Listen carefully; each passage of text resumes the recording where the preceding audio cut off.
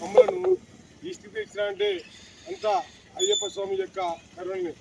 ఎప్పుడైతే నిశ్చలమైన మనసుతో నిశ్చలమైన భక్తితో నమ్మకంగా ఎవరైతే స్వామిని పూజిస్తారో వాళ్ళకు మాత్రం ఖచ్చితంగా స్వామి కరుణ దొరుకుతుంది. అంతేగాని ఏదో మాల వేసినాము, మేము 40 రోజులు తీసేసినాము, ఒక టూర్కు పోయిస్తున్నాం అంటే మాత్రము ఎట్టి పరిస్థితిలో స్వామి యొక్క కరుణ మాత్రం లభించదు. స్వామి పాడి ఆవు లాంటి వాడు. ఎంత పిండుకుంటే అన్ని పాలుస్తాయి, ఎంత సేవిస్తే అంత కరుణిస్తాడు. కాబట్టి ప్రతి స్వామి కూడా మేము మాల వేసినాము, మేము బట్టలు వేసుకున్నామని కాకుండా స్వామిని నిశ్చలమైన భక్తితో స్వామిని సేవిస్తే ఎప్పటికైనా కానీ స్వామిని మనల్ని కరుణిస్తాడు. ఒక 10 మందికి స్వామిని గురించి తెలియజేస్తే మనల్ని 100 రకాలుగా స్వామి అభివృద్ధిలోకి తెస్తాడు. ఉదాహరణకు మమ్మల్ని తెచ్చాడు కాబట్టి మేము అనుభవపూర్వకంగా చెప్తున్నాము. స్వామిని నమ్మండి, నమ్మితే సొమ్ము, నమ్మకపోతే దుమ్ము. కాబట్టి ఎప్పటికైనా కానీ అయ్యప్ప స్వామి కరుణ కలగాలంటే ఖచ్చితంగా స్వామిని మనస్ఫూర్తిగా సేవించండి, ఎంతో భక్తితో సేవించండి. స్వామియే శరణమయ్యప్ప, శరణమయ్యప్ప. ఎట్లా అంటే స్వామి యొక్క మహత్యం గురించి చెప్పాలంటే ఒక చిన్న ఉదాహరణ. నేను చదువుకున్నాను కానీ అక్కడ చదువుకోలేదు. 10వ తరగతిలో ఎన్నో తక్కువ మార్కులు వచ్చాయంటే 57% వచ్చింది నాకు మార్కులు. కానీ నాకు గవర్నమెంట్ ఉద్యోగం రావాలని కోరిక ఉండేది.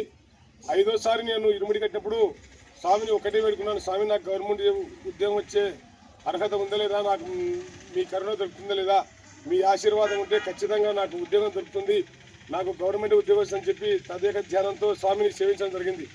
5వసారి ఇరుముడి కట్టినప్పుడు 96లో స్వామిని జ్యోతికి పోయి అక్కడ స్వామిని అదే పనిగా స్వామి నాకు ఉద్యోగం తెప్పిని అడగడం జరిగింది. కానీ అప్పట్లో చాలా హైలీ పర్సెంటేజ్ అంటే 75, 80, 90% మార్కులకే ఉద్యోగం వచ్చే స్థితిలో నాకు 57 మార్కులకే, అంటే నేను ఎంతో నమ్మకం పెట్టుకున్నాను కాబట్టి నాకు ఆ స్వామి 57 మార్కులకే 57%కే నాకు ఉద్యోగం తెప్పించినాడు.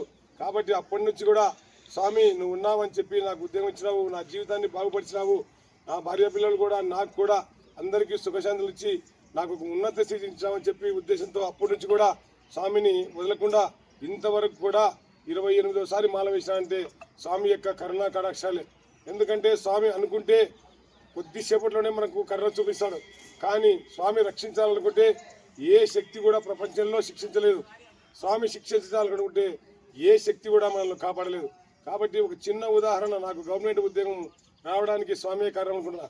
అంతేకాకుండా నాకు రావడం ప్రైవేట్ ఉద్యోగం వచ్చింది, అంటే ఆర్టీసీ ఒక సంస్థలో వచ్చింది. కానీ నా కోరిక మాత్రం గవర్నమెంట్ ఉద్యోగస్తునిగా రిటైర్మెంట్ కావాలని ఉంది. ఆ కోరిక కూడా 4 సంవత్సరాల క్రితం వచ్చిన గవర్నమెంట్లో ఆర్టీసీ వారిని గవర్నమెంట్లో కలపడము, తర్వాత గవర్నమెంట్ ఉద్యోగిగానే నేను రిటైర్మెంట్ కావడం జరిగింది.